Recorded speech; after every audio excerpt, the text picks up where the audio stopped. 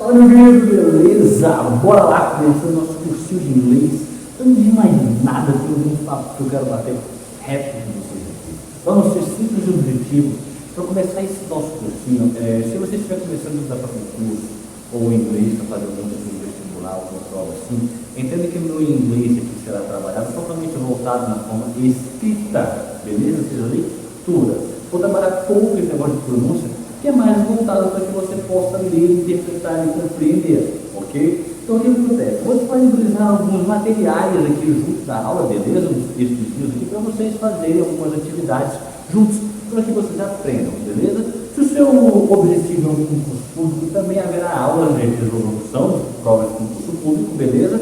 Mas antes de mais nada, eu quero que você coloque a seguinte coisa na sua mente. Se você vai fazer um vestibular, PAS ou Enem, entenda que você tem que ter uma quantidade mínima de acertos no idioma estrangeiro, inglês, ok? Mas se você vai fazer, por exemplo, um concurso público, você não tem essa obrigação de acertos mínimos do idioma, beleza? Você tem por básico, complementar e específico. Básico você só tem básico e específico, não tem complementar, ok? Mas pensa só.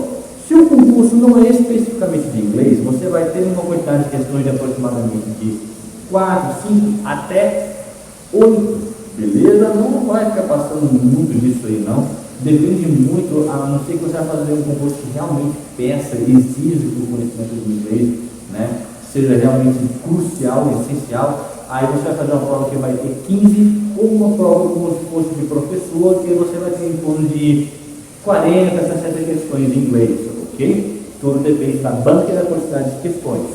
E do tipo, né? Se é verdadeiro ou falso ou não. Dê uma olhada, uma estudada nisso aí antes de você simplesmente estudar. Então, se você, né, desenrolando logo, está começando a estudar agora, eu quero que você entenda que para fazer uma prova, se for este ano, você está começando este ano, mesmo que seja janeiro, você vai ter que se empenhar muito. Porque inglês não é uma disciplina fácil, não é um conhecimento fácil para você se adquirir previamente. É uma coisa que você tem que estudar aproximadamente uns 2 anos para você realmente estar seguro de conseguir desenvolver, compreender, interpretar algumas questões.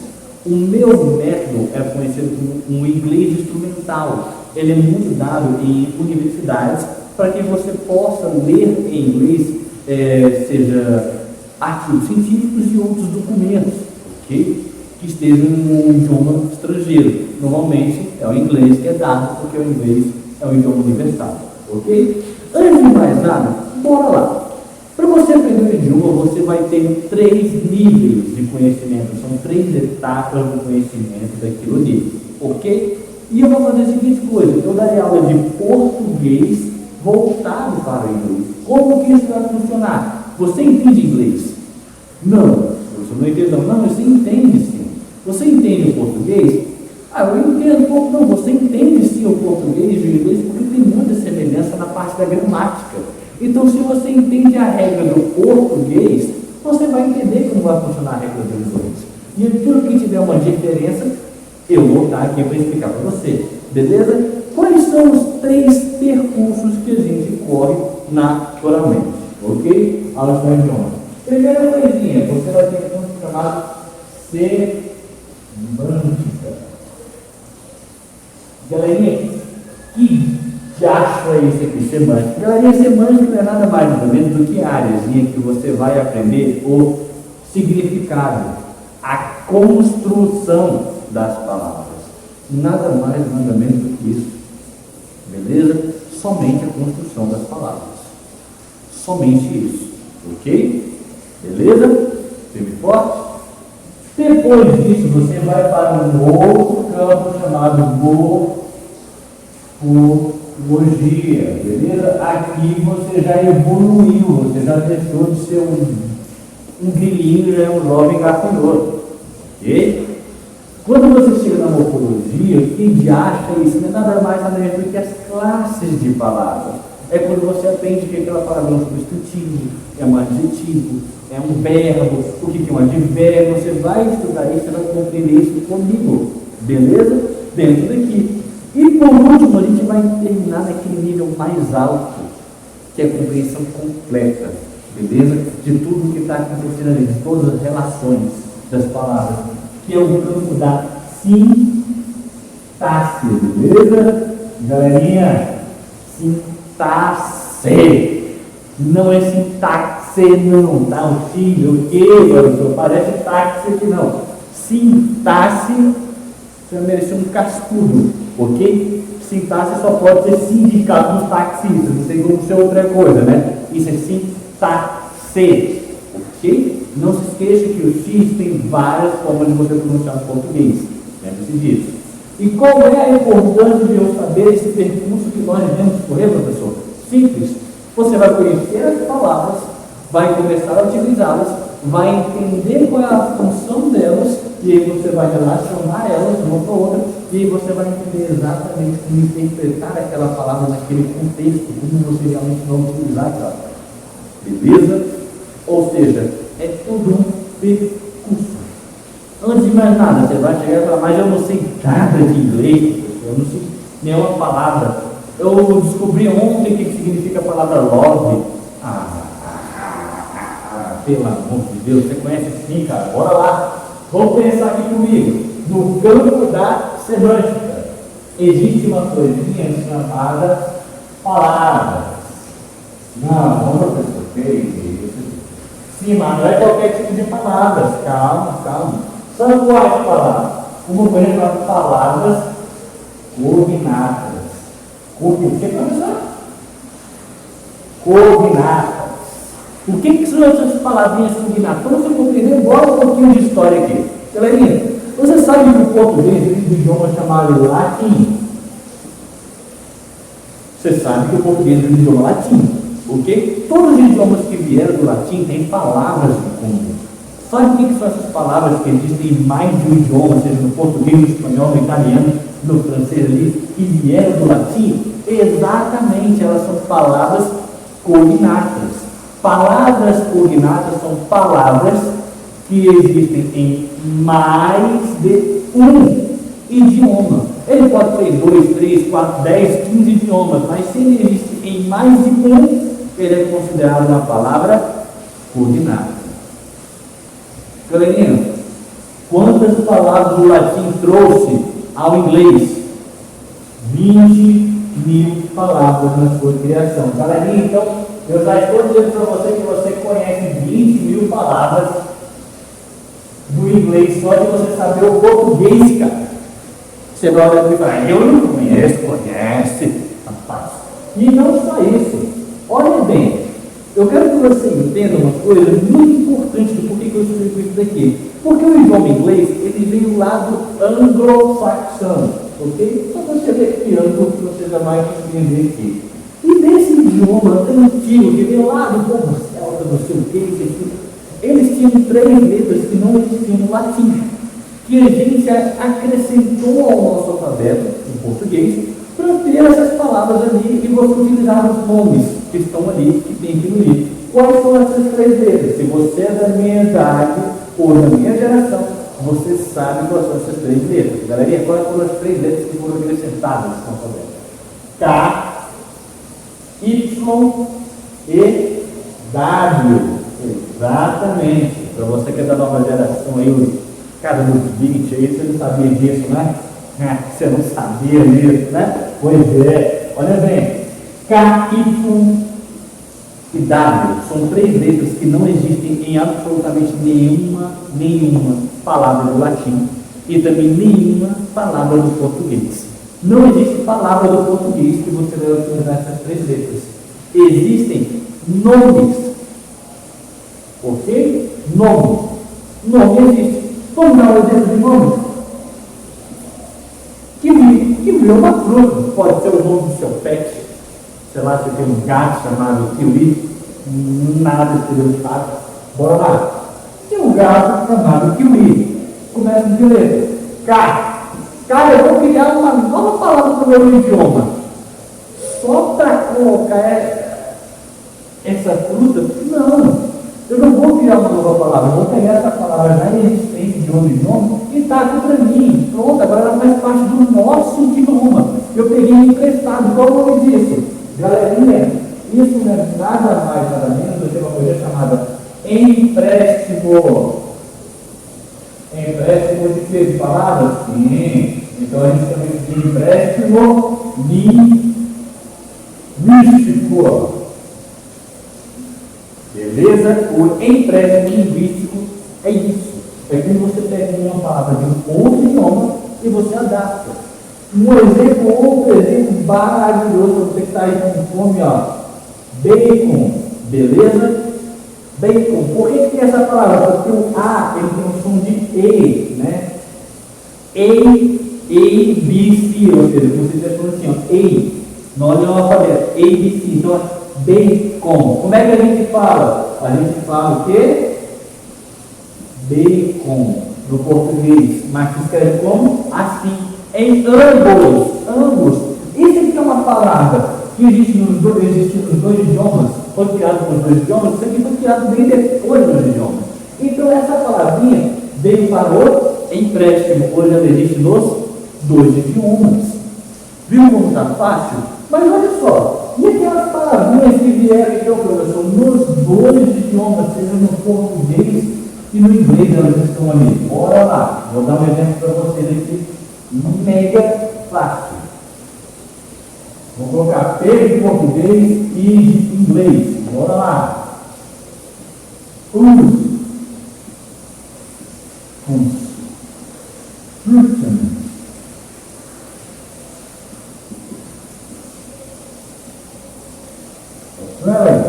Bora lá.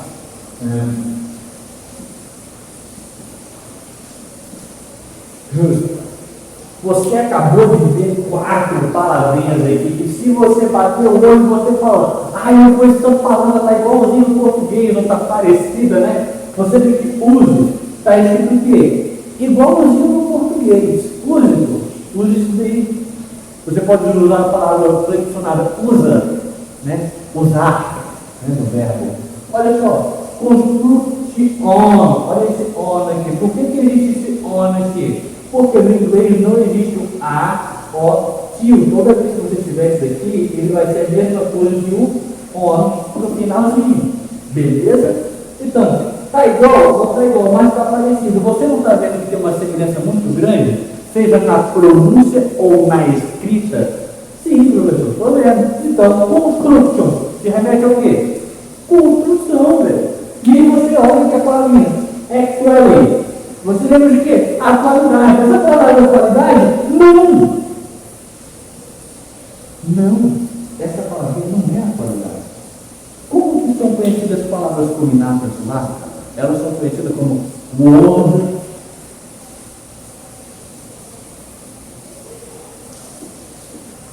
friends, que são conhecidas como palavras amigas. Mas você sabe que nem todo amigo é de verdade.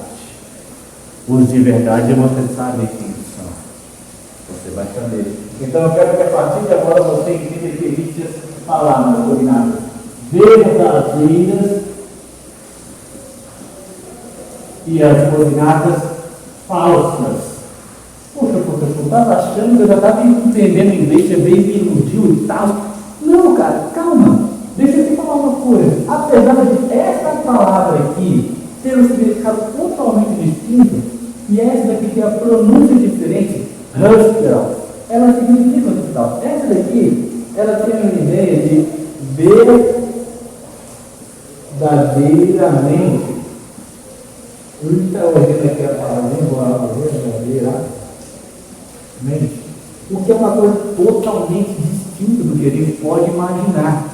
Professor, meu Deus, eu não vou entender inglês, calma, sabe quantas palavras existem que não serão falsas com você? São poucas. São menos de quantas? 200 palavras. Cara, olha bem o fato. Sem ser menos de 200 palavras. Aí você já fez o cálculo aqui de cabeça que você está fazendo de matemática, mentira, se você está fazendo inglês, está fazendo de matemática. Bora lá, eu faço a conta para você que eu já estou acostumado. Dá quanto? 20.000 menos 200. Dá 19.000, tá? E 800 palavrinhas. Só de você saber o inglês, ou o português, qualquer um dos dois, independente, beleza? Você já conhece 20.000 palavras e você tem certeza absoluta que mais de 19.800 são o quê? Verdadeiras provas. Você vai ter o mesmo significado. Então você tem que ter medo? Não. Elas estão aqui para te ajudar. Essa palavrinha aqui, por que o professor está com essa palavrinha aqui então? Porque essa palavrinha eles costumam colocar em textos que possuem um caráter de documentário, um documento oficial, alguma coisa assim, relacionada. Então o que ocorre? Ele vai jogar essa palavra e vai perguntar se ela pode ser substituída pela palavra in the present time, que você já consegue identificar. In the present time, no presente tempo, ou seja, no presente momento, pode ser substituído? Não. Então, a partir de agora, nesse exato momento, você já identificou que ela não é a mesma coisa do que atualmente, beleza? Atualidade. Actual, realmente ele vai ser atual. Actually, não. Beleza? Então, só para você ter esse ponto aqui. Viu que isso daí não está difícil? Ah, mas não está difícil estudar, não. Olha só estou na semântica e a gente vai ter mais aulas a respeito disso. Para encerrar a nossa aulinha, e a gente tem mais um único conteúdozinho, mais um instrumentozinho, o que eu quero dizer para vocês aí? Eu vou explicar uma coisinha para vocês muito simples que a gente vai desenvolver na próxima aula. Você se lembra de quando você era menino? Olha esse quadro aqui, ó. Tá? Quando você estava estudando com a professora, lá, seu professor ou seu professor, aquele que sabia de todas as matérias, todas as disciplinas, que você tinha sua turma, sua fixa, o seu professor de pedagogia, ele é professor de português, matemática, história, geografia, que sabe tudo. Sabe quando eu era pequenininho, depois com aquele cara? Pois é, aquele cara que ensinou uma coisinha, que faz parte lá da semântica, na formação de palavras, que existe uma coisa chamada o quê? Radical. O que é um radical? Eu vou materializar na sua cabeça agora e você vai lembrar. O que é um radical? Vamos pegar para mim aqui, ó. Certo. Qual seria o radical de certo? A professora não lembro não, faz muitos anos que eu não vejo isso, não faço uma ideia, eu não sei não. Veja o seguinte comigo.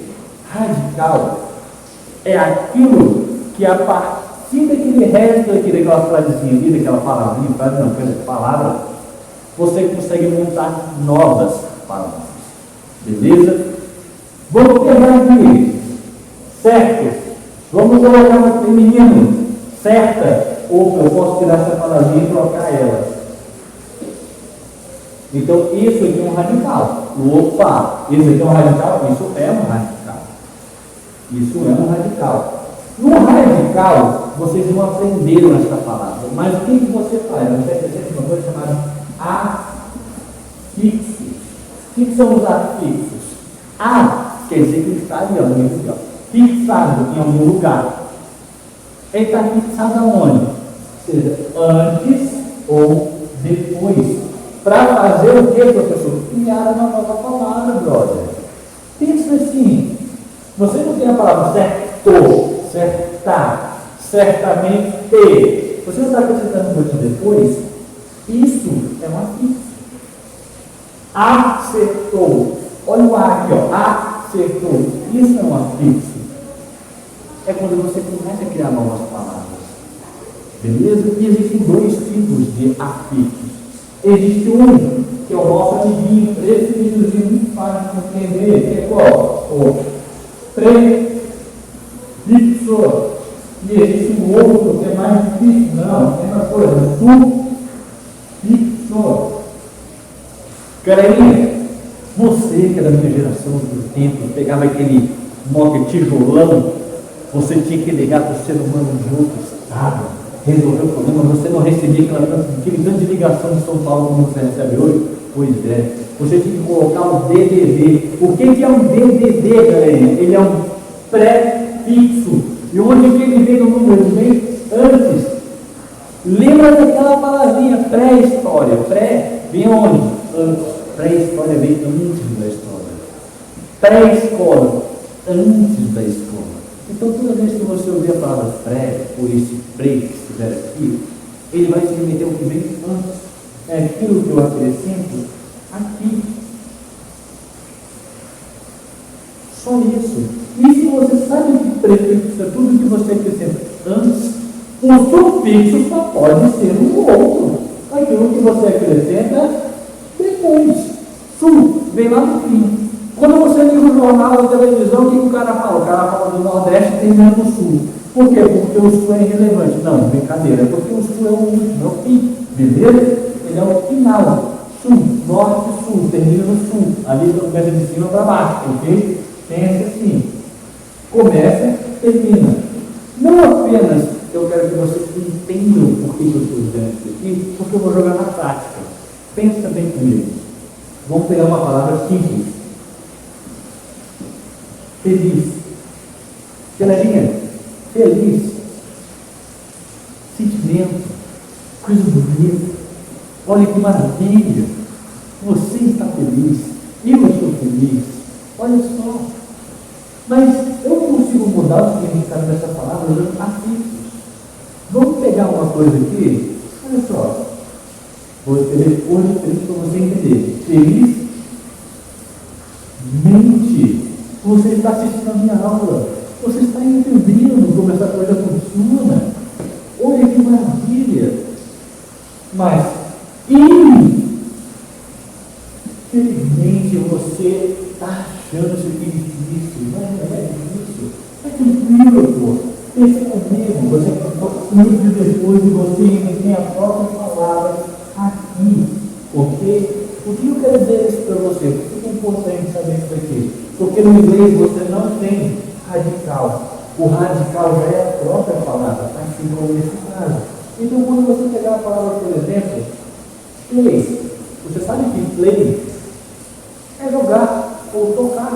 Quem vai tocar no violão, no músico, bateria, alguma coisa, usa a palavra play, ok? Não apenas isso, quando você vai jogar no videogame, no seu celular, no computador, o que for, você vai utilizar a palavrinha player, que significa o quê? Você jogador, por quê? Olha que eu acrescentei, eu acrescentei. Não apenas isso, você também pode encontrar a palavra como player. Você pode encontrar com a palavra player. Deixa eu colocar o bonitinho também, né, para você não bugar atualmente. E assim vai sucessivamente. Você vai acrescentando coisas depois e antes das palavrinhas, ok? Mas o importante que eu quero que você saiba é que, se você souber o verbo, você não vai precisar se preocupar com a flexão dele. Você só vai precisar saber o que cada um aqui faz. Assim como no português de in, ele tem o sentido de colocar o quê? O sentido oposto das coisas. Por exemplo, falível. Quer dizer que ele pode falir, pode dar errado. Infalível é aquilo que pode de jeito nenhum dar errado. Beleza? Ou seja, a mesma coisa que eles falam no inglês. O inglês vai ter palavras, não apenas um, que vai se remeter ao sentido contrário. Beleza? In é um deles. Beleza? E na próxima aula a gente vai trabalhar o quê? Somente sufixos e prefixos.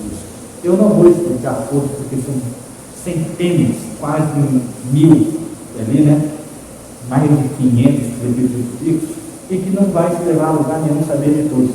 Beleza? Você precisa saber os principais, aquilo ali que realmente mais cai, é mais importante para você saber. Beleza? E que isso aqui é diferente de uma união de palavras. Como, por exemplo, você tem a palavra micro e você tem a palavra complex. Quando elas estão separadas, ela é uma coisa, mas quando elas estão juntas, ela é uma coisa só. E isso acontece no inglês. Beleza? E então, na próxima aulinha, a gente vai dar uma olhadinha nesses carinhas aqui. Não se esqueça de conhecer as palavras.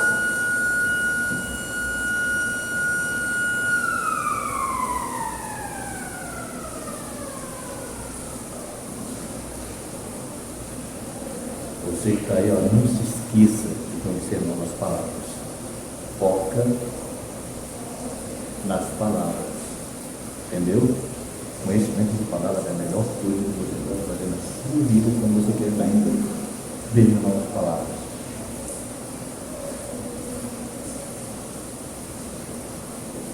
Que momento sério, né? O professor disposto, né? O grau, você até ficou tipo, calor, né? Sedução. Galerinha, por hoje a nossa aula é esta, ok? Espero que você tenha gostado, compreendido um pouco mais, porque daqui vai ser o nosso ponto de gatilho. Agora que você sabe um pouco sobre as palavras que nós temos aqui, que nós iremos ver, e também sobre a formação dessas palavras que nós iremos aqui trabalhar juntos, eu quero que você me sinta à vontade a colocar novas perguntas, desenvolver novas coisas comigo, ok? Então, ó, um beijo, um grande abraço e que nos veremos na próxima aula.